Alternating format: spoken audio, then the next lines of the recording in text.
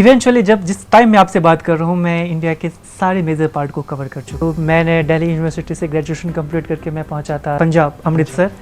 Amritsar golden temple आपने सुना होगा, वहाँ पे मैंने माथा टेका था और वहाँ से मैंने अपनी जर्नी की शुरुआत की थी टुवर्ड्स डाउन साइड। लाइक वहाँ से मैं पहुँचा था पंजाब, राजस्थान, गुजरात, मध्य प्रदेश, महाराष्ट्र, गोवा, फिर कर्नाटका, केरला, तमिलनाडु, आंध्रा, तेलंगाना, देन छत्तीसगढ़, उड़ीसा, वेस्ट बंगाल। फिर मैं नॉर्थ ईस्ट में एंट्री किया, सिक्किम, असम, अरुणाचल, नागालैंड, मणिपुर, मिजोरम। मैं जो ट्रैवल करता हूँ मेरा ट्रैवल ऑलमोस्ट डिपेंड रहता है सामने वाले के ऊपर। अब स्ट्रेंजर के यहाँ स्टे करता हूँ, मैं लोकल के यहाँ पे अपने पूरे ट्रैवलिंग में ऑलमोस्ट मोर देन 18 मंथ्स में आप कह सकते हो 90% टाइम्स मैं लोगों के घर में रुका हूँगा। कि जो यूनिवर्स का प्लान होता है ना वो इतना परफेक्ट और इतना बेहतर होता है कि शायद मैं कई दिन बैठ के भी वैसे प्लान को कस्टमाइज़ नहीं कर सकता हूँ। लेकिन अगर आप रियलिटी को देखें तो हम जिस चीज़ के पीछे भागते और जिस चीज़ के लिए भाग रहे एट द एंड क्या हम उस चीज़ को पा पाते हैं? नहीं। अगर ये लाइफ मेरी है तो इसका कंट्रोल मेरे हाथ में होना चाहिए। क्या करना है नहीं करना है इसका डिसीजन मेरे हाथ में होना चाहिए।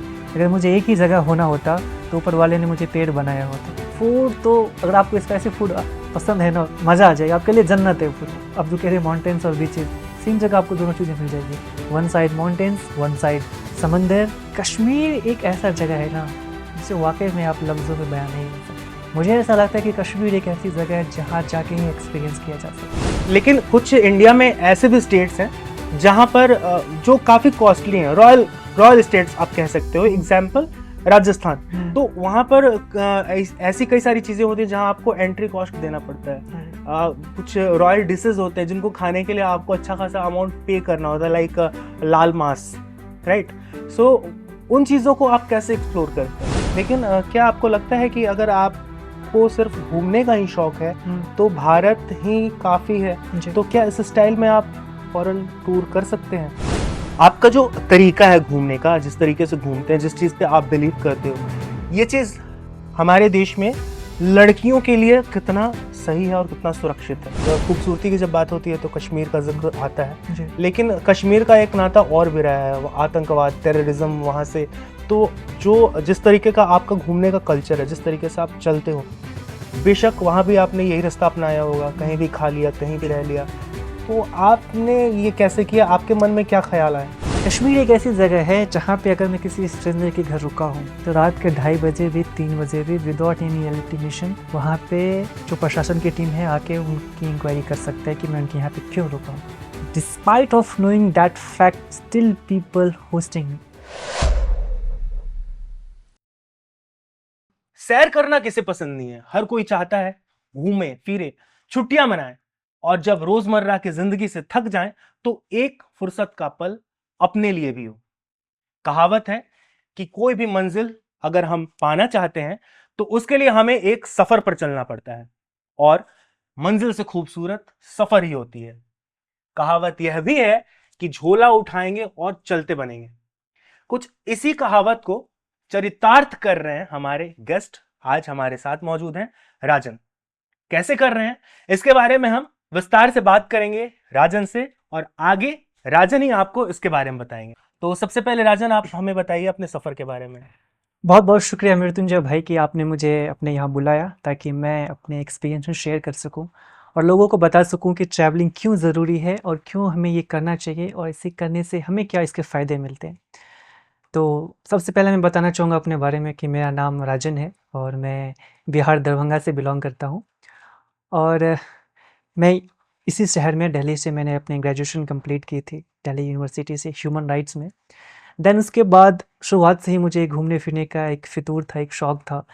लोगों से मिलना, नए लोगों से मिलना, उनसे बातें करना, उनके एक्सपीरियंसेस जानना, क्योंकि हर आदमी की अपनी एक स्टोरी होती है, हर आदमी की अपनी कहानी होती है। तो जब हम एक जगह बैठे होते हैं तो हम एक बबल में आ जाते हैं कहीं न कहीं, और उस बबल की वजह से हमें सबकॉन्शियसली ऐसा लगता है कि दुनिया यही है, इसके इतर भी चीज़ें हो सकती है, या फिर आपके अंदर भी ऐसी बहुत सी चीज़ें हैं जो आप उसे एक्सपीरियंस कर सकते हैं, एक्सप्लोर कर सकते हैं। अगर मैं एक ही जगह पे हूँ तो मैं अपने आप को इतना प्रिडिक्टेबल बना लूँगा कि मुझे लगेगा कि यही मेरे इंटरेस्ट की चीज़ें हैं और ये मुझे पसंद नहीं है। लेकिन जब मैं ट्रैवल करता हूँ, अपने कंफर्ट जोन से बाहर निकलता हूँ, तो मैं उस चीज़ को एक्सप्लोर कर पाता हूँ। आपने ट्रेवल को ही क्यों चुना? ट्रैवल करने के फ़ायदे ये है कि आप एट द सेम टाइम बहुत से नए लोगों से मिल पाओगे, नई जगह को देख पाओगे, तो वहाँ पे आप अपने आप को एक्सप्लोर करने का बहुत ज़्यादा चांसेस होंगे। हम्म, हम जानते हैं कि ट्रैवलिंग करते हैं ताकि हम जगहों को एक्सप्लोर कर सकें, कल्चर को एक्सप्लोर कर सकें, लेकिन उसी टाइम में हमें खुद को भी एक्सप्लोर करने की ज़रूरत होती है कि हमारा इंटरेस्ट क्या है, हमारी दिलचस्पी किस चीज़ में है। और वो आपको हेल्प करता है ट्रैवल कहीं ना कहीं।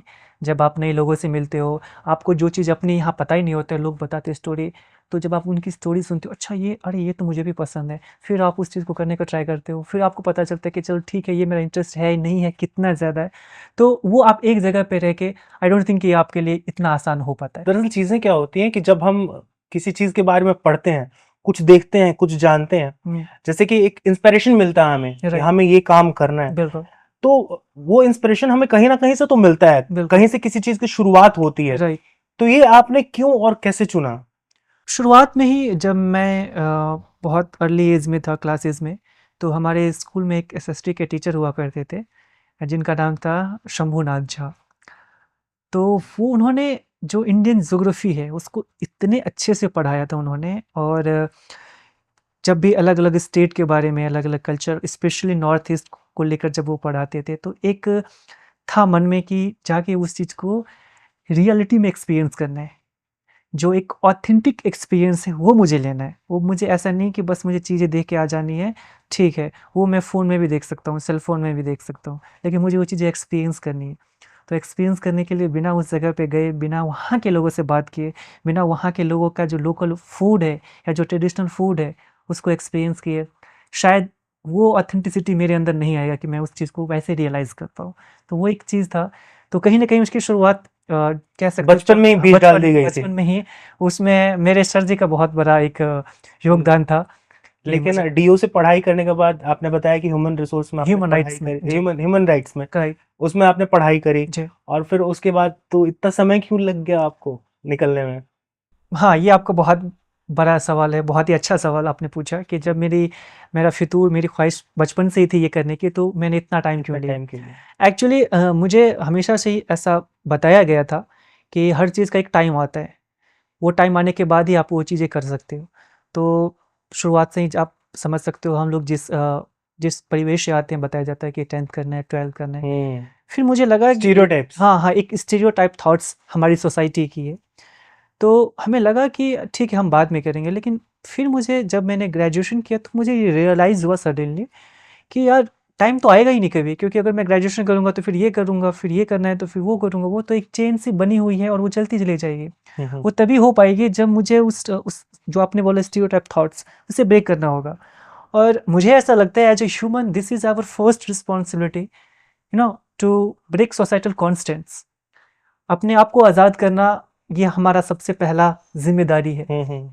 तो ये सोचकर मुझे लगा कि नहीं यार, अच्छा टाइम कभी नहीं आता है, वो आपको लगता है, और जब शुरू करते हो वहीं से आपके अच्छे टाइम की शुरुआत होती है। घर वालों ने रोका टोका नहीं? जैसे कि हमारा स्टीरियोटाइप की बात हुई, हाँ। तो स्टीरियोटाइप पे आते हैं, जैसे कि कहते हैं कि एक अच्छी नौकरी, राइट। अच्छी पढ़ाई हो तभी बिल्कुल। कोई लड़की आपसे शादी करेगी, तभी बिल्कुल। कोई बाप अपनी बेटी को बिल्कुल। आपको सौंपेगा। बिल्कुल। तो घर वालों का क्या कोई पीयर प्रेशर नहीं है? बिल्कुल, मैं आपकी बात समझ रहा हूँ, आप जो कहना चाह रहे हैं, क्योंकि हम जिस सोसाइटी से आते हैं इसी तरह की चीज़ें बिल्ड की गई है। इसमें हमारे घर वालों की भी गलती नहीं है अगर हमारे घर वाले प्रेशराइज करते हैं कि नहीं तुम्हें यही करना है, क्योंकि ये सोसाइटी ही ऐसी है। हम सब लोग एक इल्यूजन का पार्ट बन गए हैं।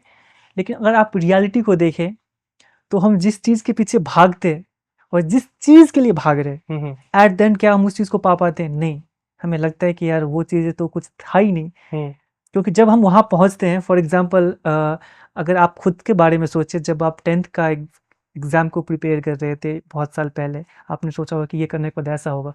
अब जब वहाँ पे पहुँचे तो आपके थॉट्स टोटली चेंज हो गई होगी, क्योंकि आज से 4 साल बाद की जो हम प्लानिंग करके चल रहे हैं, या 5 साल बाद, जनरली यूजुअली जो ये चीज़ें होती है, हमने अभी प्लानिंग की, इस टाइम में हमारा स्टेट ऑफ माइंड कुछ और है, हमारा थॉट प्रोसेस कुछ और है। आफ्टर 3 और 4 ईयर्स वो टोटली चेंज हो जाएगी, क्योंकि हमारे सराउंडिंग बदल चुकी होगी, हमारा आसपास के एटमॉस्फेयर बदल चुके होंगे, और वहाँ पहुँचने के बाद हमें वो चीज़ें बहुत अलग सी लगेगी, अलग सी दिखेगी। तो वहाँ पहुँचने के बाद भी हमें वो चीज़ें मिसिंग लगेगी, यार ये चीज़ तो मिस है, हम जो ढूँढ रहे थे वो तो मिला ही नहीं। क्यों? क्योंकि वो ऐसा ही है, वो टाइम के साथ में चेंज हो जाता है। तो यही चीज़ है जो मैं बताने की कोशिश कर रहा था कि हम पढ़ाई करें, स्टडी करें, शादी करें, या फिर एक अच्छी स्टेटस मिलने के बाद ही हमें शादी मिलेगी, नहीं मिलेगी। पर एट द एंड आपको ये सोचना है कि क्या आपको ये चीज़ें सेटिस्फाइड कर रही है, या फिर आपकी सोसाइटी बस आपको देख के खुश होंगे, ये सोच के आप कर रहे हैं। अगर आप ये सोच के कर रहे हैं तो मेरे भाई आप 99% टाइम गलत साबित होंगे, क्योंकि सोसाइटी आपको कभी खुश नहीं देखना चाहती। वो बस आपके ऊपर में एक परसेप्शन बना के चलती है कि हाँ ठीक है, ऐसी होनी है, ऐसी नहीं होनी। क्यों? अगर ये लाइफ मेरी है तो इसका कंट्रोल मेरे हाथ में होना चाहिए। क्या करना है, नहीं करना है, इसका डिसीजन मेरे हाथ में होना चाहिए। अगर मुझे एक ही जगह होना होता तो ऊपर वाले ने मुझे पेड़ बनाया होता, पौधे बनाया होता, ताकि मैं चल ही नहीं पाता। अगर ऊपर वाले ने मुझे चलने की शक्ति दी है तो उसने मुझे ये भी दिया, संदेश दिया है कि हमने जो ये खूबसूरत दुनिया बनाई उसे जाके देखो, इसे एक्सप्लोर करो। आप अब तक कितने राज्यों को कवर कर चुके हैं? इवेंचुअली जब जिस टाइम मैं आपसे बात कर रहा हूँ, मैं इंडिया के सारे मेजर पार्ट को कवर कर चुका हूँ, सारे स्टेट्स? सारे स्टेट को कवर कर चुका हूँ। 28 स्टेट, 6 यूनियन टेरिटरी, अंडमान, और कितना समय से चल रहा है ये सिलसिला? अराउंड 2 years, 2 साल में more आप than 18 भारत months. के 28 राज्य घूम चुके हैं। राइट। घर पे कितने समय रहे आप? शायद 1-2 हफ्ते, 1-2 maybe. हफ्ते। हाँ, राइट। अब अभी आप बताइए, राज्यों के बारे में बताइए। राज्यों के बारे में अगर मैं थोड़ा सा एक ट्रेजेक्ट्री मैप बता दूं, तो मैंने दिल्ली यूनिवर्सिटी से ग्रेजुएशन कंप्लीट करके मैं पहुंचा था Rajasthan, sorry Punjab, Amritsar. Amritsar golden temple आपने सुना होगा, वहाँ पे मैंने माथा टेका था, और वहाँ से मैंने अपनी जर्नी की शुरुआत की थी टुवर्ड्स डाउन साइड। लाइक वहाँ से मैं पहुँचा था पंजाब, राजस्थान, गुजरात, मध्य प्रदेश, महाराष्ट्र, गोवा, फिर कर्नाटका, केरला, तमिलनाडु, आंध्रा, तेलंगाना, देन छत्तीसगढ़, उड़ीसा, वेस्ट बंगाल, फिर मैं नॉर्थ ईस्ट में एंट्री किया, सिक्किम, असम, अरुणाचल, नागालैंड, मणिपुर, मिजोरम, त्रिपुरा, सबसे मेघालय। अच्छा राज्य आपको कौन सा लगा? ये बताना बहुत ही मुश्किल सवाल, बताना मुश्किल है, आपका सवाल भी काफ़ी टफ है, खास तौर पे मेरे लिए, क्योंकि मैं जहाँ भी जाता हूँ ना, मुझे ऐसा लगता है कि यार इस यहाँ पे जो एक्सपीरियंस मिल रहा है वो पिछले वाले से बेटर मिल रहा है। ओके। और जब मैं फिर नेक्स्ट स्टेट में जाता हूँ तो मुझे ऐसा ही सेम फीलिंग्स फिर से आती है कि यार यहाँ के जो लोग हैं ना, या यहाँ के जो एनवायरनमेंट है ना, वो पिछले वाले से बेटर है। इसका रीज़न मैं आपको बता रहा हूँ, क्योंकि मैं जो जिस तरह से मैं ट्रैवल कर रहा हूँ, मैं थोड़ा सा अनऑर्थोडॉक्स टाइप का ट्रैवल है, वो मैं आपको बताऊंगा। हाँ, ये मैंने अपने ऑडियंस को बताया हाँ कि बस्ता उठाते हैं और हाँ, चलते बनते हैं। मैं इसके बारे में मुझे लगता है आपको पहले ही बता देना ओके चाहिए था, ओके ओके, लेकिन आप उसके बारे में डिटेल से बताइए मुझे। ठीक है। मैं जो ट्रैवल करता हूँ, मेरा ट्रैवल ऑलमोस्ट डिपेंड रहता है सामने वाले के ऊपर में, कि मैं हाउ? किस तरह के लोगों से मिल रहा हूँ। हम्म। बिकॉज मैं एक कन्वेंशनल वे में ट्रैवल नहीं करता हूँ कि मैंने कहीं से पब्लिक ट्रांसपोर्ट लिया, कहीं से कहीं के लिए निकल गए। अगर मुझे इस जगह से वहाँ जगह जाना है तो मैं लोगों से हेल्प लेता हूँ, लाइक मैं लिफ्ट लेता हूँ, हिच हाइकिंग करता हूँ। जो हिच हाइकिंग, जिन लोगों को नहीं पता है कि एक जगह से दूसरी जगह जाने के लिए किसी ने मेरी हेल्प की, मैं उनके हम लेमन लैंग्वेज लिफ्ट लेना कहते हाँ हैं। लिफ्ट लेना, हाँ, हमने हाँ। किसी से लिफ्ट लिया और उसने मुझे आगे ड्रॉप कर दिया। हाँ। तो क्योंकि उसने मेरी हेल्प की है तो वो चीज़ें तो मुझे अच्छा ही लगेगा अल्टीमेटली। और इस तरीके से मैं बहुत से ऐसे लोगों से मिलता हूँ जो वाकई में बहुत ही काइंड है, जो बिना किसी एक्सपेक्टेशन के कि मुझे राजन जी से क्या मिलेगा, वो मुझे जानते ही नहीं कि मैं कहाँ से हूँ, क्या हूँ, नहीं हूँ, बिना कुछ जाने मैं उनके लिए एक स्ट्रेंजर हूँ, बट स्टिल वो अपने कंफर्ट जोन से बाहर निकल के हेल्प करते हैं। और मेरे लिए जो हेल्प का डेफिनेशन है वो यही है कि जब आप अपने कंफर्ट जोन से बाहर निकल के भी किसी के लिए कुछ कर रहे हो, that is the help. Right? समझ रहे में आप क्या क्या कह रहा हूँ? हाँ, बिल्कुल। तो क्योंकि मेरी पूरी की पूरी ट्रैवलिंग इसी तरीके से चलती है, मेरा फूड डिपेंड रहता है लोगों के ऊपर। मैं बहुत टाइम जो है वो मैं स्ट्रेंजर के यहाँ स्टे करता हूँ। मैं लोकल के यहाँ पे अपने पूरे ट्रैवलिंग में ऑलमोस्ट मोर देन 18 मंथ्स में आप कह सकते हो 90% टाइम्स मैं लोगों के घर में रुका हूँगा जो स्ट्रेंजर है। At first when you meet as a stranger, but कुछ तो बैकअप रहता होगा आपके पास, कुछ तो no, backup. Just go with the flow. आप जब किसी चीज़ को नहीं कर रहे होते हो तो आपके मन में बहुत सारे सवाल आते हैं कि कुछ बैकअप होना चाहिए, ये होना चाहिए, वो होना चाहिए। बट जब आप उस पाथ पे निकल जाते हो ना, देन यू गेट कि आपको करना कुछ नहीं है, आपको बस जो चीज़ें हो रही है उसको रोकना नहीं है। You don't need to control to control anything कि मुझे ये नहीं करना है, वो नहीं करना है। चीज़ें जैसी चल रही है ना, just trust in destiny plan, just trust in universe plan. मैं इस बात को बहुत ही स्ट्रांगली बिलीव करता हूँ कि जो यूनिवर्स का प्लान होता है ना, वो इतना परफेक्ट और इतना बेहतर होता है कि शायद मैं कई दिन बैठ के भी वैसे प्लान को कस्टमाइज नहीं कर सकता हूँ। ऐसे बहुत सारे इंसिडेंट मेरे साथ में हुए हैं। जब मैं उस इंसिडेंट को रिकॉल करता हूँ तो मैं सोचता हूँ कि क्या मैं ऐसा प्लान बहुत बड़े बड़े लोगों के साथ में बैठ के भी मैं मैनेज कर सकता था। Answer is no. वो वैसे ही होती चलेगी because universe plan is always better than you. चलिए, आपने बताया कि आप बस कोई प्लान नहीं करते हैं, राइट। लेकिन एक मुझे प्लान करके बताइए कि मेरे पास एक भी रुपया नहीं है और मैं जस्ट फॉर आवर व्यूअर्स कि हमारे पास एक भी रुपया नहीं है और मुझे यहाँ से, चूंकि आप तो हिमाचल भी घूम चुके होंगे, बिल्कुल। यहाँ से दिल्ली से मनाली, हमारे दिमाग में आता है सबसे पहले किसी ऐसे कश्मीर साइट गेट पर जाओ। जाएंगे। हाँ एग्जैक्टली, साइट पर जाएंगे, वहां से टिकट बुक करेंगे वॉल्वो का और देन आगे की जर्नी को कंटिन्यू करेंगे। करेक्ट। आप बताओ। आपको बस घर से निकल जाना है। अगर आपके पास में सेल फोन है वो आपको बहुत हेल्प करेगा, नहीं है तो भी कोई दिक्कत नहीं। मेरे साथ में जो फ्रेंड थे, आपने मिला होगा। हाँ, हम मिले थे जीबी में। हाँ, जीबी में। वो भी पिछले 2 महीने से ट्रैवल कर रहे थे, बट इवेंचुअली उनके पास में सेल फोन भी नहीं था। ओह, विदाउट सेल फोन ही वाज ट्रैवलिंग। तो क्योंकि लोग हैं ना, हम कई बार लोगों से बात इस वजह से नहीं करते कि यार वो हमारी हेल्प क्यों करेगा, वो हमें आंसर क्यों करेगा। बट नो, एक आप कारण बात ये भी करके हो तो सकता देखिए। है कि बहुत ज्यादा ना सुन लिया हो उसने। और एग्जैक्टली, आप बहुत ना सुन सकते हो सकता है, बट स्टिल आप किसी से पूछ सकते हो। पूछने में आपका क्या दिक्कत है? अगर आप किसी से पूछते हो, फॉर एग्जाम्पल 10 लोग हैं जिनमें से एक इतना बेटर पर्सन है आपके लिए, आपके उसके साथ में बहुत ही स्ट्रांग कॉम्बिनेशन बन सकती है, बहुत स्ट्रांग कंपनी उनकी तरफ से मिल सकती है। आपने पहले 9 लोगों को पूछा, नो आंसर मिल गया। जिनसे आपको हेल्प मिल सकते थे, आपने उनसे ये सोच के ही नहीं पूछा कि यार बाकी के 9 तो मना कर दिए, तो उसने तो वो भी तो मना ही करनी है। तो आपको ट्राई करनी है। ये चीज़ रियलाइज हुई मुझे जब मैं केरला में था। मुझे भी, क्योंकि वो मेरा शुरुआत का तीसरा या चौथा महीना था ट्रैवलिंग का, तो मुझे भी लग रहा था, क्योंकि एक लैंग्वेज का भी वहाँ पे बैरियर था। मैं पूछूंगा, वो ऐसा सोचेंगे कि कहाँ से आ गया, क्या मेरी हेल्प करेंगे, नहीं। लेकिन जब आप लोगों से बात करोगे तो आपको पता चलेगा कि लोग एग्जैक्टली आपको कितना हेल्प करते हैं और अपने कंफर्ट जोन से बाहर निकल के हेल्प करते हैं। मैं आपको बताना चाहूँगा कि हिच हाइकिंग के दरमियान ऐसा कई बार मेरे साथ में हुआ है कि वो जा तो रहे थे वहीं के लिए, लेकिन मुझे स्पेशली ड्रॉप करने के लिए 60 किलोमीटर 70 किलोमीटर आगे जाकर उसने मुझे ड्रॉप किया और मेक श्योर किया कि जो मेरा स्टे हो वो भी कंफर्टेबल हो, मेरे स्टे को अरेंज करके फिर वो वापस आए, जस्ट फॉर मी। राइट, लेकिन कुछ इंडिया में ऐसे भी स्टेट्स हैं जहां पर जो काफी कॉस्टली हैं, रॉयल रॉयल स्टेट्स आप कह सकते हो। एग्जाम्पल राजस्थान। मैं राजस्थान में घूमा भी हूँ, जयपुर, उदयपुर, और जयपुर में रहा भी हूँ स्पेशली। तो वहां पर ऐसी कई सारी चीजें होती है जहां आपको एंट्री कॉस्ट देना पड़ता है। कुछ रॉयल डिशेस होते हैं जिनको खाने के लिए आपको अच्छा खासा अमाउंट पे करना होता है, लाइक लाल मांस, राइट।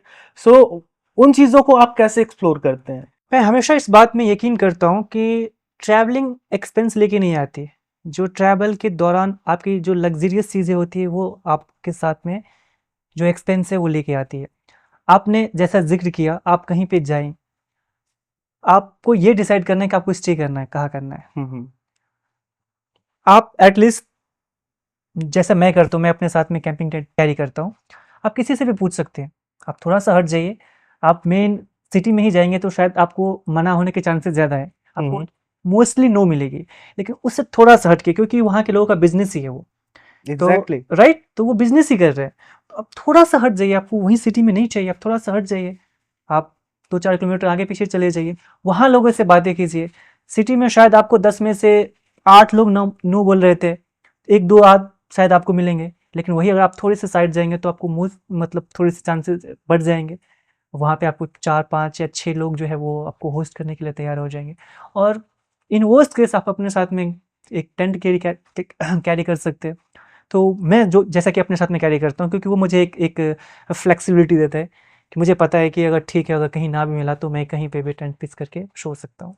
और वो आप कहीं पे भी कर सकते हैं, नो प्रॉब्लम। और सिटी के दौरान, सिटी में आपको कई जगह जो है वो गवर्नमेंट की तरफ से शेल्टर होम भी मिलते हैं, जहाँ पे आप फ्री ऑफ कॉस्ट जो है वो स्टे कर सकते हो। जैसे लखनऊ में मैं था, वाराणसी में था, मैंने ऐसे ही स्टे किया था।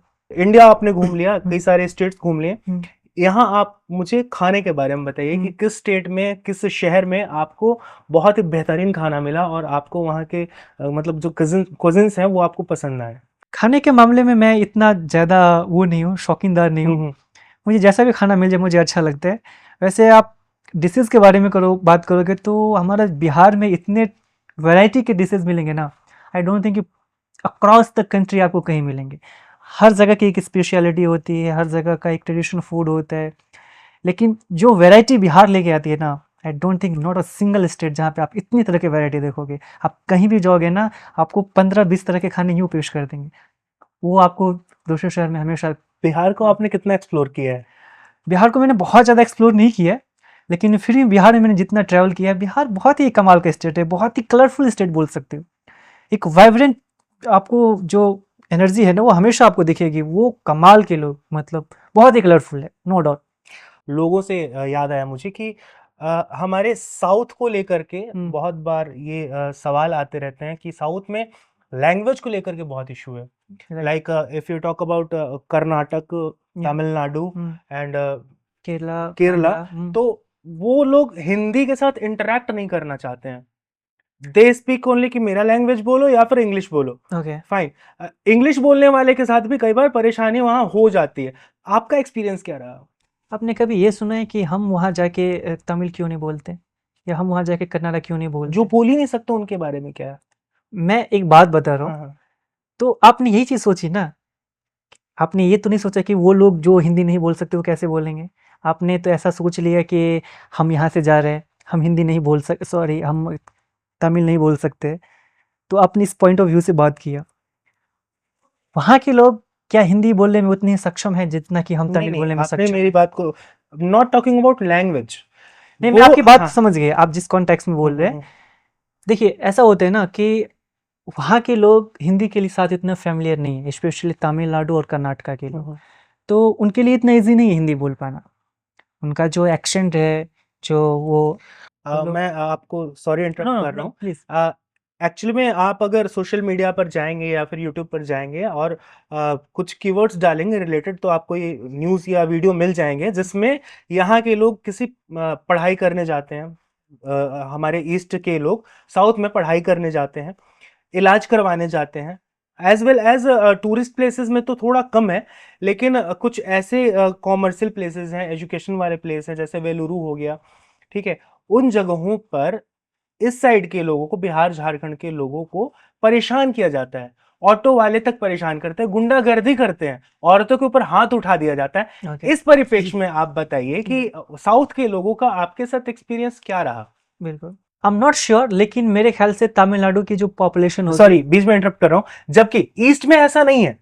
ईस्ट में या फिर आप पहाड़ों पर चल जाइए, वहां पर आप कहीं से भी आ रहे हो, मैं बनारस भी गया हूँ, वाराणसी भी मैंने ट्रैक विजिट किया है, जी। और वहां पर साउथ के लोग ज्यादा आते हैं, काशी विश्वनाथ में। बट वहां उनको बहुत अच्छे से ट्रीट किया जाता है, बहुत अच्छे से उनके साथ बिहेव किया जाता है, but this is not same thing happening in south. देखिए, मेरे ख्याल से तमिलनाडु की जो टोटल पॉपुलेशन होगी ना, अराउंड 6 करोड़ होगी। और सोशल मीडिया पे आपने जो देखे होंगे वो आई थिंक 6 lakhs भी नहीं होंगे। और अगर वो 6 lakhs भी इंसिडेंट नहीं है तो वो 1% भी नहीं है। ओके। मैं आपके बातों को बिल्कुल भी डिनाई नहीं कर रहा हूँ कि ऐसा बिल्कुल भी नहीं हुआ है। लेकिन वो बहुत ही थोड़े बहुत होंगे, और आपको पता है कि थोड़े बहुत जो चीज़ें हैं वो हर जगह इस तरह की होती है। लेकिन उसके बेस पे आप पूरे एरिया को या पूरे रीजन को आप जो है इवैल्यूएट कर रहे हो कि यार ये सारे लोग ऐसे ही होते, तो फिर अपना थॉट्स को वैसे ही बना रहे हो, आप एक स्टीरियोटाइप भी बनते जा रहे हो। मैं तमिलनाडु या मैं सदर्न इंडिया में मोर देन 3 months रहा, मुझे not a single incident, bad incident मिला। हाँ, एक बार मुझे भी मिला था, कर्नाटका में था, उसने बोला कि मैंने हिंदी में बोला तो उनको समझ नहीं आई, तो उसने बोला कि नहीं आप हिंदी में बोल रहे हो तो हम आपसे कैसे बात कर सकते हैं। मैं समझ गया वो इतना कंफर्टेबल फील नहीं करते। आप मुझे ये बताइए कि इतने सालों से आप ट्रेवल कर रहे हो, जी, इसके गुड्स और बैड्स बताओ, इसके फायदे क्या हैं, और इसमें सबसे चैलेंजिंग और नुकसानदेह चीज़ क्या लगी आपको? मैं चैलेंजेस हमेशा आते हैं, अलग अलग तरह के आते हैं। कभी आपको जगह ढूँढनी है, कहाँ रुकनी है, अ, आपको अपने इंस्टिंक्ट पे हमेशा भरोसा करना होता है। कई बार सही होती है, कई बार गलत भी होती है। लेकिन क्योंकि जब आप मैं यहाँ पे हूँ और पीछे एक बहुत सारा एक्सपीरियंसेस है, तो आपका सबकॉन्शियस माइंड जो होता है ना वो इतना स्ट्रांग हो चुका होता है कि उसको पता है कि चलो ठीक है, ऐसे इंसिडेंट पहले भी हुए थे। तो आपका जो डिसीजन मेकिंग एबिलिटी है ना वो काफ़ी स्ट्रांग हो जाते हैं, जो मैं फील कर रहा हूँ। और आपका इंस्टिंक्ट काफ़ी स्ट्रांग हो जाता है कि आपको कहाँ भरोसा करना है, किस चीज़ पे ट्रस्ट करनी है, और ओके। कहाँ आपको थोड़ा सा पीछे रखना है अपने आप को। सबसे ज्यादा परेशान करने वाला ट्रिप कौन सा था, और सबसे आसानी से कौन सा ट्रिप आपका हुआ? मुश्किल तो नहीं बोलूँगा, क्योंकि मैं चाहता ही हूँ कि मुझे मुश्किल मिले, चैलेंजेस मिले। हम्म। आई लाइक चैलेंजेस कि मैं उसे फेस करूँ, ताकि मुझे जब भी आपको चैलेंज मिलते हैं ना तो वो यहाँ एक बहुत ही खूबसूरत मेमोरीज बन जाती है, जो आप इसे किसी को बता सकते हो या खुद भी कभी इमेजिन करके खुश हो सकते हो या इमोशनल फील कर सकते हो। तो मैं हमेशा ऐसे चैलेंजेस को पसंद करता हूँ, क्योंकि पहले मुझे नहीं यार क्यों ये प्रॉब्लम आ गई, यार प्रॉब्लम नहीं होती तो अच्छा होता ना, फटाफट ऐसे ऐसे कर लेता। लेकिन बाद में मुझे ये चीज़ें रियलाइज़ हुई जब मैं उसी इंसिडेंट को बाद में रिकॉल करता था। ओह वाह यार कितना अच्छा था यार, ये था वो, एक गुड मेमोरीज, एक बहुत ही कमाल की वाइब्स देती है आपको। और अल्टीमेटली आप इस चीज़ में आपका जो बिलीव है वो काफ़ी स्ट्रांग हो जाता है कि हर चीज़ ट्रांजिएंट है। अगर प्रॉब्लम्स भी आएगी तो वो भी ट्रांजिएंट है, टेम्पररी है, उसका भी एक सर्टेन पीरियड ऑफ टाइम है, वो अपने आप खत्म हो जाएगा अपने आप। कई बार प्रॉब्लम्स कुछ ना करने से ही खत्म हो जाती है, और कई बार नहीं, ना कि बहुत बार प्रॉब्लम्स को सही करने के चक्कर में हम उसे और कॉम्प्लिकेट कर देते हैं। ओके। तो मैं ये कहने वाला था कि मैं ऐसा तो नहीं बोलूँगा कि मुझे यहाँ पे, हाँ कई जगह चैलेंजेस आए, स्पेशली सदर्न इंडिया में एक दो जगह, जब मैं कर्नाटका, स्पेशली कर्नाटका में था, तो कुछ जगह मुझे चैलेंजेस आए, बाकी मज़ा भी बहुत आया, बहुत मज़ा आया। ट्रैवल की बात हो रही है तो यहाँ एक सवाल मैं आपसे पूछूंगा कि कुछ लोग चिलिंग के लिए जाते हैं, हम्म, कुछ को ट्रैक करना पसंद होता है, कुछ को बस घर से बाहर निकल गए हम्म, वही पसंद होता है, हम्म, और कुछ जाते हैं पार्टियां करने। हम्म। आपको क्या पसंद है? मुझे सबसे ज़्यादा पसंद है नए लोगों से मिलना, उनसे बातें करना, सबसे ज़्यादा। और इस बीच में बहुत सी चीज़ें हो जाती है। इस बीच में वो लोग मिल गए, उसने मुझे बताया आप ये कर लो, मैंने वो कर लिया। किसी ने बोला आप इस पहाड़ के ऊपर चले जाओ, मैं वहाँ चले गए। किसी ने बोला इस झील के पास पहुँच जाओ, वो हम्म। पहुँच जाओ। क्योंकि जितना बेहतर आपको वहाँ के लोग बता सकते हैं ना, उससे मैं हिमाचल में था, मैं काजा स्पीति वैली में था। मैं वहाँ के लोगों के साथ में उनके खेतों में जाता था मटर तोड़ने। अच्छा। हम्म, और उनके साथ में उसी के खेत में बैठ के मैं लंच करता था, उनसे बातें करता था, फिर उनके साथ में एक इंटरेक्शन होती थी कमाल के।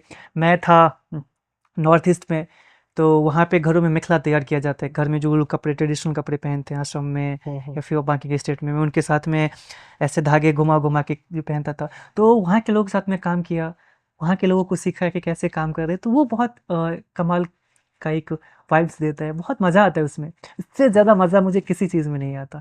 मैं मैं अल्टीमेटली मैं भूल जाता हूँ कि मैं ट्रैवलर हूँ, मैं मुझे लगता है कि मैं यहीं का हूँ, मैं लोकल ही हूँ। और जब वहां से निकलना होता होगा? कई बार इमोशनल फील होता है। आपने बोला था ना कि आपको ट्रैवलिंग में सबसे मुश्किल क्या चीज़ होती है, मैं बोलना भूल गया, सबसे मुश्किल यही होता है। कई बार कई जगह रुकते हैं ना, तो कुछ टाइम के लिए रुका, उनके साथ में काम किया, घूमे फिरे, मस्ती किए, एक बॉन्डिंग बनी, फिर वहाँ से निकलना होता है ना, तो ये जो इमोशन का जो पैच मिलता है ना, वो थोड़ा सा कई बार ज़्यादा पेनफुल होता है। फॉर एग्जांपल मैं सिक्किम में था, और मैं नॉर्थ सिक्किम के लिए जा रहा था। हम्म। मैं गैंगटॉक से निकला था, मंगन पहुँचा था। मंगन के आगे जाने के लिए आपको एक परमिट लेने की ज़रूरत पड़ती है, तो मंगन विलेज है वहाँ पे एक, उस बस्ती में रुका था मैं।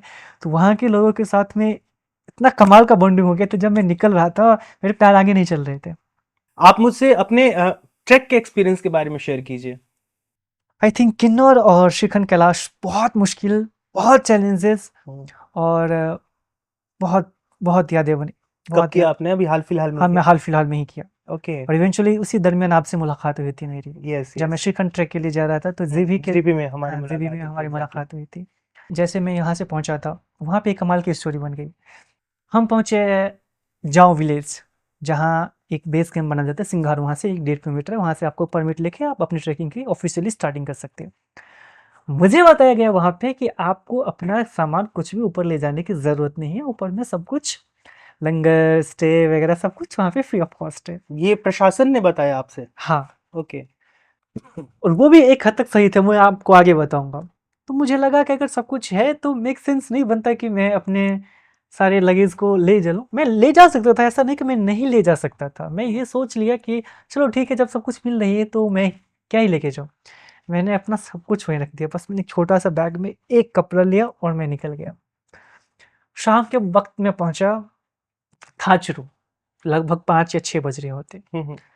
वहां पता चला कि ऑलमोस्ट जो ट्रैक का टाइम था, जो यात्रा की शुरुआत हुई थी आई थिंक 13 जुलाई से, और 25 जुलाई तक ये ऑफिशियल टाइम था, तो वो टाइम क्लोज आ गया था। तो इस वजह से सारे लंगर, सारे स्टेज है वो खत्म होने ओह। निकलने शुरू हो गए। अब मुझे वहां पे पता चला, अब मैं क्या करूँ, मेरे पास में कोई ऑप्शन नहीं है।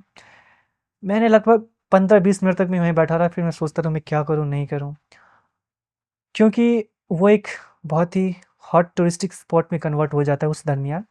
तो मैं किसी से बोल भी नहीं सकता था कि मैं यहाँ पे स्टे कर सकता हूँ क्या। उस टाइम पे मुझे ऐसा थॉट्स आया। तो मैंने सोचा मैं क्या कर सकता हूँ, क्या कर सकता हूँ, क्या कर सकता हूँ। फिर मुझे लगा कि मैं ये कर सकता हूँ कि मैं ओवरनाइट ट्रेक करता हूँ, सुबह तक थक जाऊँगा, कहीं पे जाके ऐसे ही लेट जाऊँगा, दिन के उजाले में आराम से रेस्ट करके, जितना रेस्ट होगा फिर मैं आगे के लिए निकल जाऊँगा। अदरवाइज़ मेरे पास में ऑप्शन नहीं, मैं रात के सर्दी में मैंने अपना स्लीपिंग बैग भी नीचे ही छोड़ दिया था, तो मेरे पास में चलने के अलावा कोई ऑप्शन नहीं था। चलते चलते वहाँ से जो काली टॉप है आई थिंक 3 या 4 किलोमीटर होगा। तो मैंने सोचा कि मैं दिन के उजाले में शायद वहाँ पे स्टे कर सकता हूँ, पर रात में चलना मेरे लिए बेहतर रहेगा, क्योंकि मेरे पास में कोई और ऑप्शन था नहीं। वहाँ मैं रात में पूरी रात सर्दी में रुक नहीं सकता था। मैं चला आगे के लिए बिना किसी प्लानिंग के कि चलते जाता हूँ। वहाँ से शायद मेरे ख्याल से जो काली टॉप है वो 2 से 4 किलोमीटर मान लो मैक्सिमम, लेकिन वो खड़ी चढ़ाई चढ़नी थी हमें। मैं काले टॉप पे पहुंचा, वहाँ पहुंचते पहुंचते प्रॉब्लम्स बहुत ज़्यादा हो गई थी, क्योंकि जो मेरे साथ वाले भाई साहब थे उनके पास में कुछ भी नहीं था। इनफैक्ट ना ट्रैकिंग शूज़, ना कि उनके पास में जो जैकेट है वो भी नहीं था, बट फिर भी हम चले जा रहे थे। अब एक टाइम पे आने के बाद उनकी बॉडी भी गिव अप कर रही थी कि हम आगे जा सकते हैं, नहीं जा सकते। फिर हमने सोचा कि रात में रुकना पड़ेगा। अब क्या कर सकते हैं, हम एक जगह पहुँचे, एक फ्लैट सरफेस सा था कुछ, वहाँ पे एक टीन का शेल्टर वगैरह ऐसा कुछ था, टीन कुछ रखे हुए थे। हमने सोचा कि हम इस टीन के ज़रिए जो है वो रात में रुकने के लिए शेल्टर बना सकते हैं। अब लगभग आधे से पौने घंटा का टाइम लगा, बस वो बहुत ही टेम्परेरी था, पर वो बार-बार गिर जा रहा था। हमने सोचा कि अगर हम सरफेस को भी गर्म रख सकते हैं, तो भी हम रात में यहाँ स्टे कर सकते हैं। बट क्योंकि अगर हम सरफेस को स्ट्रॉन्ग करने जाते तो हमारा जो ऊपर का जो शेल्टर था, रूफ है, वो ख़त्म हो जाता। फिर सब कुछ डिपेंड करता वेदर पे। अगर बारिश होती तो सब कुछ कोलैप्स था, अगर नहीं होती तो हम एक ठीक-ठाक सा नींद ले सकते थे। हमने हमारे पास में ऑप्शन था, या तो हम ऊपर रूफ बनाएँ, शेल्टर बनाएँ, या फिर नीचे जो है वो सरफेस बनाएँ। हमने बोला चलो सरफेस ही बनाते हैं, एटलीस्ट हमें सर्दी तो नहीं लगेगी। हमने किसी तरह टेम्परेरी उस टाइम पे अपना प्रेजेंस ऑफ माइंड को इस्तेमाल करके उसे तैयार किया वहाँ पे। सब कुछ अब था कि बारिश होती नहीं होती है। इवेंचुअली सुबह के 3 बजे तक बारिश नहीं हुई, तो लगभग हम 3 से 4 घंटे की नींद ले चुके थे। और फिर बारिश हुई, अब कोई ऑप्शन नहीं था, फटाफट से उठे, हमने रेनकोट डाला, वो डाला और नीचे चल दिया। और उसके बाद जो है वो बिल्कुल डिप था टिल भीमद्वारी तक। तो हम चले जा रहे थे, कोई ऑप्शन नहीं था। सुबह के लगभग 6 बजे तक एक हमें वैकेंट सा वो दिखा, वहाँ पे हम 2 घंटे रेस्ट किए, आगे पहुँचे एक प्रशासन की टीम के पास में, भीमद्वारी आई थिंक पहुँच गए थे हम लोग 7 बजे। और वहाँ पे रूल्स ये है कि मतलब प्रशासन की टीम उस टाइम पे 7 बजे के बाद वो अलाउ नहीं करती, क्योंकि अगर आप भीमद्वारी को क्रॉस करते हो तो आपको पहुंचना होता है पार्वती बाग के बाद श्रीखंड कैलाश के। और श्रीखंड कैलाश दर्शन करने के बाद आपको मेक श्योर करना होता है एट द सेम टाइम आपको वापस भीमद्वारी पहुंचना होगा, बिकॉज इन बिटवीन आप कहीं स्टे नहीं कर सकते, नो चांसेस ऑफ दैट। तो फिर हम वहाँ रुके, प्रशासन से हम रिक्वेस्ट किया, बोला ऐसे ऐसे, उसने कुछ ज़्यादा सवाल भी नहीं पूछा, बोला ठीक है आप आराम से रुक सकते हो। अगर मैं पूछता ही नहीं तो मुझे पता ही नहीं चलता कि वो अलाउ करेंगे नहीं करेंगे। फिर वहाँ रुके हम, अगले दिन पहुँचे, और वहाँ पहुँचने के बाद भी मौसम इतना ज़्यादा ख़राब हो गया था, बारिश बहुत ज़्यादा, प्रशासन सबको नीचे कर रहा था। हमें लग रहा था कि 2 दिनों का ट्रैक वेस्ट हो जाएगा अगर हम बिना श्रीखंड कैलाश के दर्शन किए निकलते हैं। तो उसने बोला नहीं मौसम ख़राब हो गया, आपको वापस नीचे ही जाना होगा। हमने सोचा नहीं, वेट करते हैं। हमने, क्योंकि वहाँ पे कोई ऑप्शन नहीं था, एक बड़े से चट्टान के सहारे लगभग आधे घंटे तक हम वहाँ पे टिके हुए थे, और पूरा फेथ ऊपर वाले के पास था कि वो मौसम सही करते हैं। इवेंचुअली मौसम सही हो गया और बहुत अच्छा दर्शन होने में कामयाब रहे। आते टाइम एक एक भाई साहब वहाँ पे मिल गए थे, उनको ऑक्सीजन की इतनी प्रॉब्लम हो गई थी, वो बहुत ही मेरे लिए एक टेरिबल एक्सपीरियंसेस था कि वो बिल्कुल बेहोश था और वो अकेला था। अगर आप इस तरह के ट्रैक कर रहे हो तो मैं आपको यही सजेस्ट करूंगा कि आप मेक श्योर करें कि आपके साथ में ग्रुप में कोई ना कोई हो, क्योंकि कई बार ये बहुत रिस्की हो जाता है। वो भाई साहब सांस, लेकिन आप तो इस चीज को फॉलो नहीं करते हो। मैं फॉलो नहीं करता हूँ बिकॉज मुझे कई बार ये थोड़ा रिस्क लेना पसंद होता है, और मुझे पता है अपनी बॉडी को मैं थोड़ा सा बेटर जानता हूँ खैर आगे आपके कंपैरिजन में, एग्जैक्टली। कि मेरी बॉडी कितना हद तक जो है मुझे सपोर्ट करेगी अच्छा। और कितने एक्सट्रीम तक मैं जा सकता हूँ। और मैं एक्सट्रीम तक जा भी पा रहा हूँ तो इसके पीछे भी एक जर्नी है। मैंने उस जर्नी को फॉलो किया तब जाके मेरी बॉडी अभी इतना पहुंच पाई है कि मैं इसे किस हद तक लेके जा सकता हूँ, कितने एक्सट्रीम तक लेके जा सकता हूँ। लेकिन हाँ, अगर आप स्पेशली 16-17,000 फीट पे जा रहे हो तो आप मेक श्योर करो कि आपके आसपास कोई ना कोई हो। तो फिर मुझे उस भाई को साथ में लेके आना पड़ा था पार्वती बाग तक। इवेंचुअली वो खुद के पैर से ही आया, लेकिन मैंने उसको जितना हो सका हौसला बढ़ाने का काम किया। फिर हम साथ में पहुंचे, फिर मैंने उससे वहाँ पे जो प्रशासन की टीम थी वहाँ पे वो रुकी, फिर मैं वहाँ से नीचे आया। अच्छा, तो कई बार ऐसी चीज़ें अनएक्सपेक्टेड चीज़ें हो जाती है, ये बहुत सारी चीज़ें होती है। ट्रैकिंग की बात हो रही है तो पहाड़ों का जिक्र ज़रूर होता है।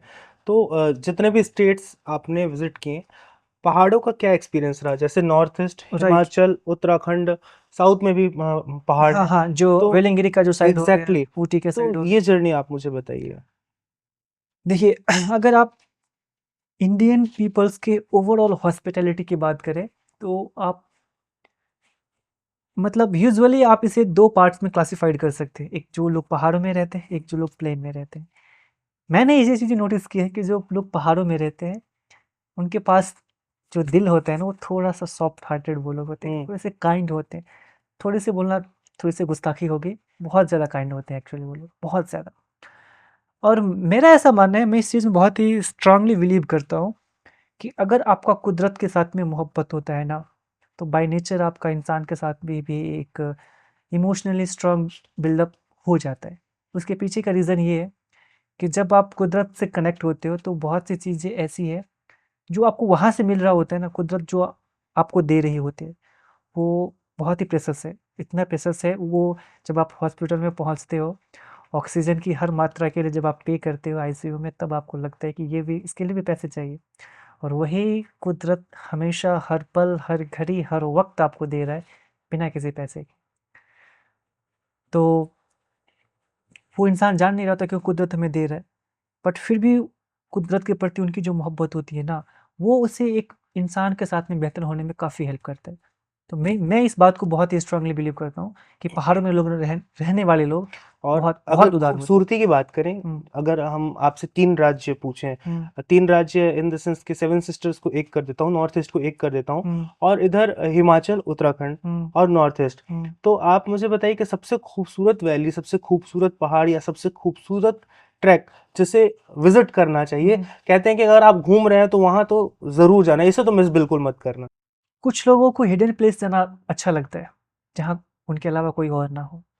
और कुछ लोगों को लगता है कि नहीं, मेरे साथ में और 10 लोग क्राउड और हैं, पसंद होता है। ताकि बातचीत हो, एक कंपनी हो। तो अगर आपको हिडन प्लेस पसंद है ना, तो मैं आपको सजेस्ट करूँगा नॉर्थ ईस्ट। रीज़न ये है कि एक तो नॉर्थ ईस्ट की पॉपुलेशन भी बहुत ज़्यादा नहीं है, तो वहाँ पे आपको बहुत कम लोग मिलेंगे। आप उसके अगर एरिया डेंसिटी को अगर आप देखोगे तो यहाँ के कंपैरिजन में बहुत कम है, बहुत कम है। और दूसरे, यहाँ से बहुत लोग ज़्यादा भी नहीं है वहाँ पे, वहाँ के लिए कम लोग जाते हैं। तो आपको जिस प्लेस में आप विज़िट करोगे, अगर आपको कुदरत के साथ में कनेक्ट होना वाक़ई में पसंद है, तो आई विल रिकमेंड कि आप नॉर्थ ईस्ट विज़िट करो एक बार, at least once. You will come with a lot of different kind of experiences. Because जब आप वहाँ जाओगे ना, तो आप खुद रहोगे अकेले कई जगह पे। आप ज़ूको वैली चले जाओ, आपके साथ में कोई और नहीं होगा, आप और आप नेचर हो, कनेक्ट हो, आप जैसे आप कनेक्शन बिल्ड कर सकते हो। बाकी नो डाउट जो हिमाचल है अपने आप में जन्नत है, कहीं भी। स्पेशली हिमाचल का जो ईस्टर्न और नॉर्दर्न पार्ट है वो मुझे ज़्यादा बेटर लगा, like Chamba, Kinnaur valley, Lahaul Spiti valley, वाह अमेजिंग। खासतौर पर चंबा में जितनी हरियाली मैंने देखी, हिमाचल के और पार्ट में मैंने बहुत कम मैंने देखा। टाइम का भी थोड़ा सा डिफरेंसेस होता है, कई बार सेम टाइम में कोई चीज़ ज़्यादा हरी भरी दिखती है, किसी दूसरे टाइम में उतनी हरी भरी नहीं दिखती। तो विद इन 2 और 3 मंथ्स ऑफ स्पैन मैंने जितना हिमाचल कवर किया, मुझे चंबा जो डिस्ट्रिक्ट है, चंबा से भरमौर के बीच चले जाओ, या फिर चंबा से नीचे की तरफ इस तरफ पठानकोट की ओर चले जाओ, या फिर नूरपुर या धर्मशाला की ओर चले जाओ, आपको जो हरियाली मिलेगी, इतना अमेजिंग मिलेगा, इतनी मेस्मराइजिंग है, वाह, आप खो जाओगे। मैंने शाहरुख खान का एक इंटरव्यू देखा था, जी जिसमें वो कह रहे हैं कि मेरे जो वालिद हैं उन्होंने कहा था कि पूरी दुनिया घूमना, लेकिन जब कश्मीर घूमना तो मेरे साथ घूमना, मेरे साथ घूमना। क्योंकि वहाँ की खूबसूरती मैं तुम्हें दिखाऊंगा। और वालिद का उनका इंतकाल हो जाता तो है वो फिर नहीं। और वो जी शायद कभी नहीं गए हैं, जी लेकिन कुछ स्टोरीज हैं कि मूवी के शूट के लिए तो गए ही हैं। गए गए हाँ खैर, बहुत लेटर गए। ये बाद की बात हाँ है। हाँ। कश्मीर गए हो आप, कश्मीर का आपका एक्सपीरियंस क्या रहा है? कश्मीर एक ऐसा जगह है ना जिसे वाकई में आप लफ्ज़ों में बयान नहीं कर सकते। मुझे ऐसा लगता है कि कश्मीर एक ऐसी जगह है जहाँ जाके ही एक्सपीरियंस किया जा सकता है। No doubt across the country आपको बहुत अच्छे लोग मिलेंगे, और मैं ये कहने पे विवश हूँ, Kashmir is something else. Specially northern Kashmir जाते हो आप, कुपवारा चले जाओ, उरी चले जाओ, बारामूला चले जाओ, या फिर कलपोरा चले जाओ, आप बनिहाल से आगे की तरफ क्रॉस करो एक बार। मैं ये नहीं कह रहा हूँ, लेकिन वहाँ की जो हॉस्पिटैलिटी है ना, इतना अमेजिंग और खूबसूरती, वाह। जो कहते हैं ना कि कुदरत उस जगह को और खूबसूरती से नवाजता है जहाँ के लोग थोड़े से अच्छे होते हैं, या फिर जहाँ खूबसूरती होती है वहाँ के लोग भी अच्छे हो जाते हैं। दोनों ही एक दूसरे के वाइस वर्सा है। अगर जगह अच्छी है तो लोग भी अच्छे हो जाएंगे, और अगर लोग अच्छे हैं तो कुदरत उसको अच्छे से ही नवाजते। नो डाउट, अगर शाहजहाँ ने कश्मीर के बारे में कहा था कि अगर धरती पे कहीं स्वर्ग है तो वो कश्मीर में ही है, अनडाउटली। क्या बोलूँ मैं कश्मीर के लोगों के बारे में, दिल खुश हो जाता है मेरा, बहुत ही कमाल। इतनी कमाल की हॉस्पिटैलिटी मैंने अक्रॉस द कंट्री कहीं एक्सपीरियंस नहीं, कहीं नहीं। बेशक खूबसूरती की जब बात होती है तो कश्मीर का जिक्र आता है, जी शहरों की, जगहों की। जी लेकिन कश्मीर का एक नाता और भी रहा है, वो आतंकवाद, टेररिज्म वहाँ से। तो जो जिस तरीके का आपका घूमने का कल्चर है, जिस तरीके से आप चलते हो, बेशक वहाँ भी आपने यही रास्ता अपनाया होगा, कहीं भी खा लिया, कहीं भी रह लिया। तो क्या दिमाग में, क्योंकि कई ऐसे लोग हैं जो कश्मीर घूमना चाहते हैं, जो खबरों से या फिर अखबारों से ज़्यादा जुड़े होते हैं, और वो ये चीज़ें देख कर के डर जाते हैं। तो आपने ये कैसे किया? आपके मन में क्या ख्याल आए? कश्मीर के लोग कितने हेल्पफुल होते हैं वो मैं आपको बताता हूँ। मैंने इंटरव्यू की शुरुआत में आपसे बोला था कि मेरे लिए हेल्प का डेफिनेशन वो है जब कोई इंसान अपनी कंफर्ट जोन से बाहर निकल के भी आपकी हेल्प करता है, राइट। कश्मीर एक ऐसी जगह है जहाँ पे अगर मैं किसी स्ट्रेंजर के घर रुका हूँ तो रात के 2:30 बजे भी, 3 बजे भी, विदाउट एनी अल्टीमेशन, वहाँ पे जो प्रशासन की टीम है आके उनकी इंक्वायरी कर सकता है कि मैं उनके यहाँ पे क्यों रुका हूँ, राइट। उनको कस्टडी में लेके जा सकते हैं। Exactly. Despite of knowing that fact still people hosting me, you can understand कि कितने आला दर्जे की हॉस्पिटैलिटी है वहाँ के लोगों की। उन्हें नहीं पता। वो लोग कहते हैं, कश्मीर में एक शब्द है कश्मीर के लोगों की कश्मीरियत, बहुत ही पुराना शब्द है कश्मीरियत, और इस कश्मीरियत शब्द को बहुत पहले से वो लोग इस चीज़ को फॉलो करते हैं। पास्ट में कई सारे इंसिडेंट हुए हैं, वो एक फेज चला था, वो फेज़ ख़त्म हुआ। अभी भी थोड़े बहुत कहते हैं कि मिलिटेंट है वहाँ पे, लेकिन मैं अगेन वही चीज़ें बोलूँगा कि अगर आप किसी जगह के बारे में सुनते हो तो आप बस ये देख लो कि लास्ट आपके पास में डेटा है ना, डेटा को उठा के देख लो कि विदिन 1 ईयर में आपने कितना इंसिडेंट देखा था, उसको 5 से मल्टीप्लाई कर दो, हो सकता है कि 4 टाइम्स जो है वो रजिस्टर ना हुआ, और उसको टोटल पॉपुलेशन से आप डिवाइड करो, मैं आपको गारंटी देता हूँ कि वो 1% भी नहीं आएगा। तो 1% भी एग्जिस्ट नहीं करता, और उसके बेसिस पे आप, मैं जब अपने गांव के बारे में सोचता हूँ तो मुझे लगता है कि यार वहाँ से बुरे तो हमारे आसपास के लोग हैं, क्योंकि मैं उसे रोज़ देखता हूँ।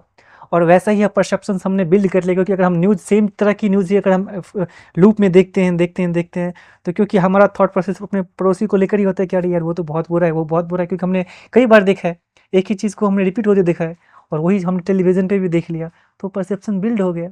रियलिटी जाओगे, मैं आपको मिक्स गारंटी देता हूँ, आप एक बार विजिट करो कश्मीर को और अच्छे से आप ट्रैवल करो, मैं गारंटी देता हूँ आपको, that's my work, you can mark my word, कि जब आप वापस आओगे आपका पूरा परसेप्शन खत्म हो चुका होगा, चाहे वो कितना ही बड़ा स्ट्रांग परसेप्शन क्यों ना बिल्ड हुआ। नो डाउट कश्मीर के लोग समथिंग एल्स। आपकी बातचीत सुन करके ऐसा लग रहा है कि जो मैं सवाल पूछने जा रहा हूँ उसका जवाब हाँ ही है, लेकिन फिर भी मैं पूछ जी लेता हूँ बिल्कुल। कि आपने पढ़ाई करी ह्यूमन राइट राइट्स की, राइट।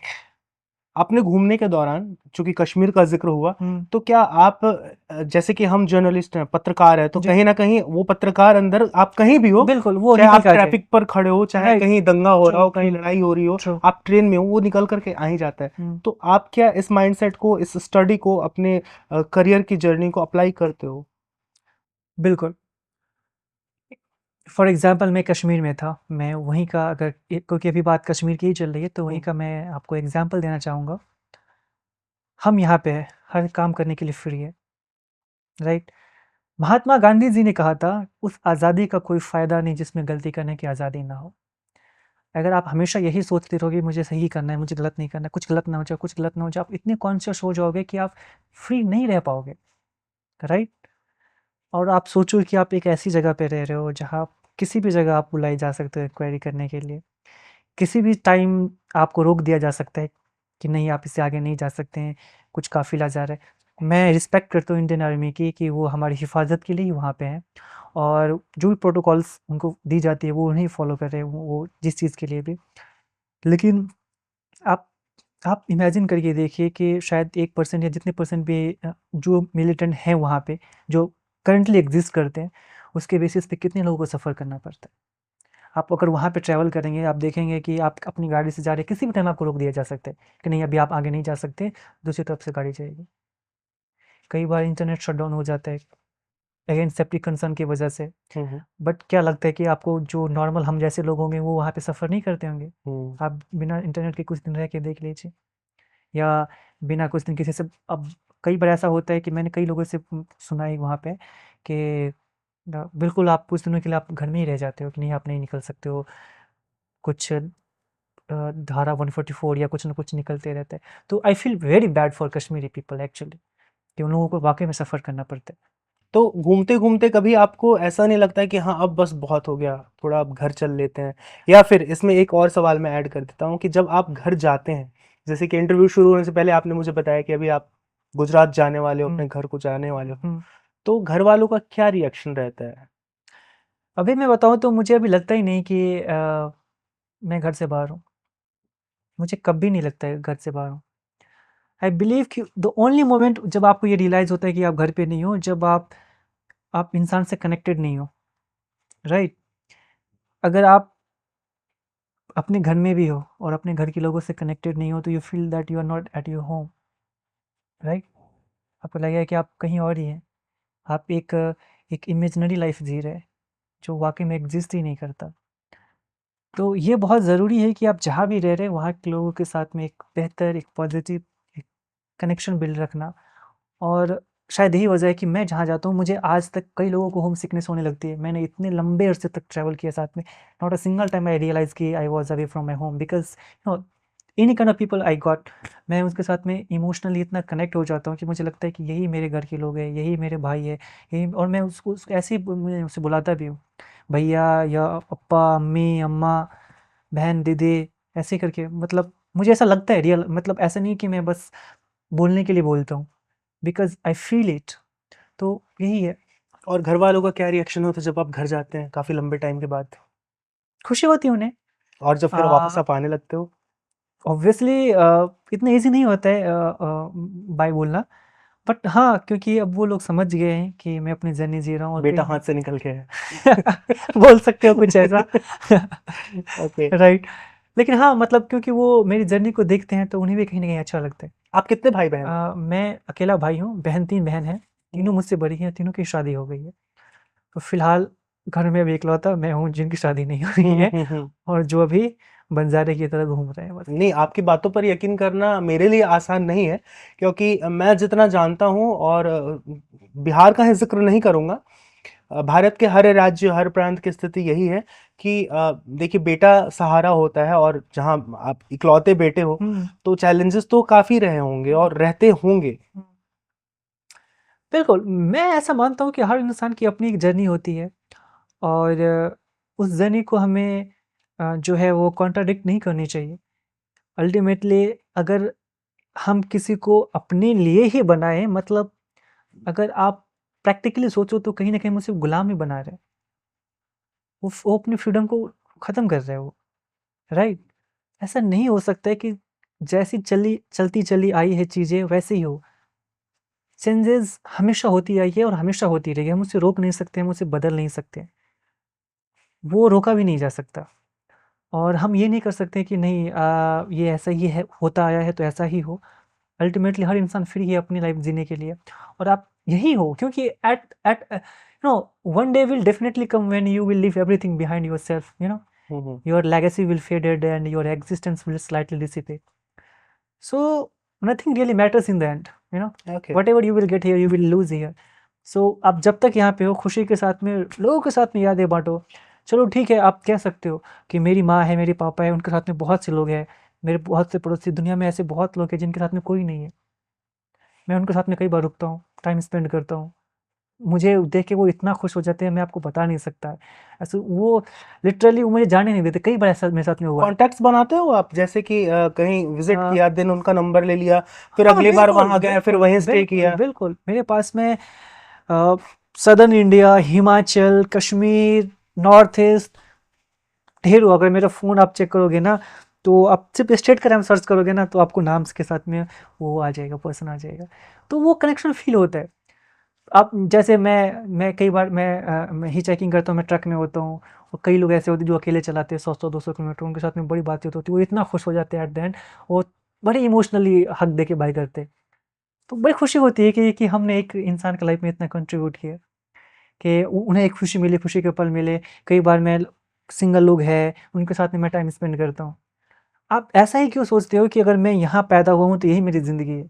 हम्म। मैं अगेन उसी कोट्स को रिपीट करूँगा कि अगर ऊपर वाला यही चाहता कि आपको एक ही जगह रहना है, तो वो आपको पैर नहीं देता, वो आपको पेड़ बनाता। उन्होंने आपको पेड़ ना बना के आपको पैर दिए, ताकि आप एक जगह से दूसरी जगह जा सकते हो। ये चीज़ पेड़ के साथ में इम्प्लीमेंट नहीं होती है, इसलिए वो एक ही जगह पड़े रहते हैं। आप पेड़ नहीं हो, तो आप पेड़ क्यों बनना चाह रहे हो? ठीक है, आप मुझे बताइए कि भारत घूमना है, आपने घूम लिया, हुँ, घूम रहे हैं, हुँ, 28 राज्य कवर कर चुके हैं, लेकिन क्या आपको लगता है कि अगर आपको सिर्फ घूमने का ही शौक है, हुँ, तो भारत ही काफ़ी है? अगर आप आगे बढ़ते हैं और विदेशों का दौरा करना शुरू करते हैं, जी। तो क्या इस स्टाइल में आप फॉरेन टूर कर सकते हैं? बिल्कुल, मैं बहुत आगे की नहीं सोचता हूँ, बस मैं ट्रैवलिंग जानता हूँ कि मुझे ट्रैवल करनी है। फिर मैं वो इंडिया में कर रहा हूँ, किसी और कंट्री में कर रहा हूँ, म्यांमार में कर रहा हूँ, या मिडल ईस्ट में कर रहा हूँ, कतर। कैसे पॉसिबल बनाएँगे इन चीज़ों को? कर सकते हैं आप। देखिए बहुत सारे प्लेटफ़ॉर्म आजकल अवेलेबल है। वॉलंटियरिंग कर सकते हैं आप किसी जगह जाकर। काउच सर्फिंग एप्लीकेशन है एक एप्लीकेशन, जहाँ पे आप जाकर किसी स्ट्रेंजर के घर में रुक सकते हैं, हुँ, हुँ। अक्रॉस द ग्लोब, किसी के भी यहाँ। मेरे घर पे बहुत सारे अलग-अलग कंट्री के लोग आके स्टे किए। गुजरात। हाँ, हुँ, तो इस तरह एक ट्रैवल लोगों की कम्युनिटी बिल्ड होती है। लाइक मेरे मैं अभी बाहर नहीं गया हूँ, लेकिन आप बात कर ले, ईरान बात कर लो, कज़ाकिस्तान बात कर लो, स्पेन बात कर लो, अर्जेंटीना बात कर लो, बहुत सारे फ्रेंड्स हैं मेरे, वो आके रुके हैं, हम ट्रैवल में कई बार मिले हैं। जापान से मिले, एक जोधपुर में मिले, तो उनके साथ में हमने काफ़ी ट्रैवल किया था। तो और आप वॉलंट अगर आप लंबे टाइम तक कहीं रुकना चाहते हो, तो आप वॉलंटियरिंग कर सकते हो। हुँ, हुँ। तो आप इससे आपको 2 फ़ायदे हैं, आपको एक लोकल एक्सपीरियंस मिल जाएगा, आपको नई चीज़ें सीखने को मिलेगा। जैसे मैं मदुरै में था, तो वहाँ पे मैंने वॉलंटियरिंग किया था। एक उनका एक एग्रो टूरिज़्म था, जहाँ पे उसने खेती-बाड़ी को एक टूरिज़्म सेक्टर से मर्ज करके ऐसा उसने एक एनवायरनमेंट बिल्ड किया था कि when once you enter in their space, आपको बाहर जाने की ज़रूरत ही नहीं है, आपको कुछ भी करना है, आपको खाना है, पीना है, रहना है, सोना है, कोई दुकान नहीं है वहाँ पे। Hmm, but without getting any shop you will spend your life, entire life. मैं आपने सुना होगा ऑरोविल के बारे में। हुँ। ऑरोविल इंडिया का first experimental eco friendly village है, और वहाँ पे बाहर की किसी एक चीज़ की ज़रूरत नहीं होती, नॉट इलेक्ट्रिसिटी, नथिंग। सब कुछ उसने नेचर के ज़रिए इस तरह से कनेक्ट किया है कि वहाँ पे मुझे बहुत से लोग मिले हैं पोलैंड से, जो 16 ईयर्स से वहाँ रह रहे थे, 16 ईयर्स से, और उन्होंने उसकी स्थापना की थी, उसको एस्टेब्लिश किया था। फ्रेंडली फॉरेस्ट, साधना फॉरेस्ट के नाम से आप इंटरनेट पे सर्च करोगे तो आपको मिल जाएगा। वो लोग वॉलंटियरिंग करते हैं, कुछ नहीं, they are living without money for last 15 years, 10 years, great. 9 years, because travel क्यों ज़रूरी है? ट्रैवल ये ज़रूरी है, ट्रैवल आपको हेल्प करता है आपके अंदर के इंटरेस्ट को जानने में, आपके लाइफ पर्पस को समझने में कि आपका पर्पस क्या है। आप ये कर रहे हो, आप whatever you are doing here, वो पर्पस आपको किसी ने बताया, क्या आपका पर्पस वही है? मे बी वो सही हो या मे बी वो गलत हो, वो आपको तब समझ में आएगी जब आप ट्रैवल करोगे। ट्रैवल से हेल्प मिलते हैं अपने आप को जानने में कि ठीक है मेरा ये पर्पस है।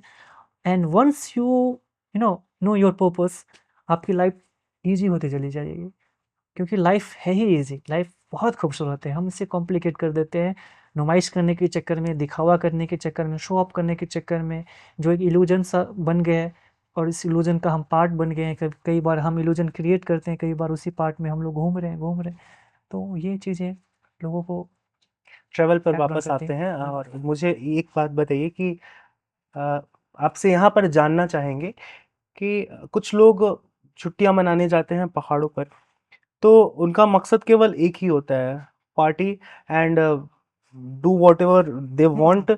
और कुछ जगह तो मैं नाम नहीं लूँगा, कुछ मिठाइयाँ हैं, कुछ स्वीट डिशेज़ हैं जो कसौल हो हाँ, गए। हाँ, तो इन हाँ, जगहों पर इन चीज़ों को आप क्या सपोर्ट करते हो या फिर आप इन चीज़ों को कैसे देखते हो? अगर मैं सच बताऊँ ना, फिर आप वही मिस्टेक कर रहे हो, जिस मिस्टेक से निकलने के लिए आपने ट्रैवलिंग की थी। ट्रैवलिंग, मेरे लिए ट्रैवलिंग मतलब ये है कि आप कहीं जाओ, आप एक्सपीरियंस करने जा रहे हो। जैसे कि मैंने बार-बार इस आपके पॉडकास्ट में बोला है कि अपने आप को जानना, अपने इंटरेस्ट को समझना, अपने पर्पस को समझना और लोगों से इंटरैक्ट करना। तो इसमें ये है कि ट्रैवलिंग का मतलब आता है, मेरे लिए जो निकल के आता है, किसी जगह जाओ, लोकल के साथ में स्टे करो, जैसे भी आप स्टे करो, आपका जो स्टे करने का जैसा तरीका है, आप चाहे वो होम स्टे लो, व्हाटएवर, तो लेकिन वहाँ के लोगों के साथ में इंटरैक्ट करो ताकि आपको वहाँ की चीज़ें जानने को मिले। तो आप क्यों कर रहे हो? ताकि आप अपने अंदर के इंटरेस्ट को एक्सप्लोर कर सको, हुँ, राइट? हुँ, हुँ। अगर आप सेम चीज़ को टारगेट लेके चल रहे हो कि मैं यही करने जा रहा हूँ, फिर आप प्रेडिक्टेबल बन गए। वो तो आप अपने शहर में भी थे, वो तो बबल्स आपने क्रिएट कर लिया था ना सेम रूटीन को फॉलो कर कर करके। तो अगर आप प्री माइंडसेट के साथ में जा रहे हैं, कुछ भी करना, अच्छा भी करने जा रहे हो कि हाँ मुझ में यही करने जा रहा हूँ, मैं वहाँ जाके मैं ये करूँगा, आप प्री माइंडसेट के साथ में जा रहे हो, फिर भी आप प्रेडिक्टेबल बनते जा रहे हो। आप बबल्स को पूरी तरह ब्रेक करने में कामयाब नहीं हो रहे हो। बबल्स को तभी आप ब्रेक करने में कामयाब होते हो जब आप just go with the flow. ठीक है, हम जा रहे हैं, जैसे एक्सपीरियंस होंगे, रॉ एक्सपीरियंसेस करने जाओ, वो आपको हेल्प करेगी। अदरवाइज तो आप चाहे दिल्ली के किसी पब में बैठे हो या किसी पहाड़ के पब में बैठे हो, नो डिफरेंस। डिफरेंस इतना है कि बस आप 10 तस्वीर क्लिक करके आप सोशल मीडिया पे शो ऑफ कर सको लोगों के सामने, बस यही डिफरेंस है। वो अंदर के इंटरेस्ट को एक्सप्लोर करने में हेल्प नहीं करेगी आपकी। सी, बीचेज़ हुँ, और माउंटेन 2 कैटेगरी है हुँ, ट्रैवल की। हुँ। तो इसमें इसे आप किस तरीके से देखते हो और इसमें क्या आपको फ़र्क लगता है? दोनों ही अपने आप में बहुत खूबसूरत है। जहाँ माउंटेन्स में आपको कमाल की ग्रीनरी, लश फॉरेस्ट, कुदरत से जुड़ी चीज़ें देखने को मिलती है, जंगल के जानवर, वहाँ के लोग। और समंदर में जाओ तो समंदर आपको ये सिखाता है कि लाइफ में कुछ भी। माउंटेन्स का मैंने आपका एक्सपीरियंस सुना, अब कुछ बीचेज़ के एक्सपीरियंस हैं आपके? हाँ, बीचेस तो कमाल है इंडिया में। इंडिया के जो कोस्टल लाइन है from Gujarat to West Bengal, amazing. जो हमारा जो कोस्टल लाइन है, कहीं भी चले जाओ, खास तौर पे जो कोंकण के एरिया है, जो महाराष्ट्र में रत्नागिरी मालवंत का आता है ना, वहाँ का फूड एक्सीलेंट। वो वो जो आपने बीच का जिक्र किया ना, हालांकि हर जगह के, चाहे वो चेन्नई का मरीन बीच हो या फिर गोवा के बीचेस हो या फिर चाहे कारवार या फिर जो भी जिस भी स्टेट का बीच हो, उनकी अपनी एक स्पेशल फूड लेके आती है।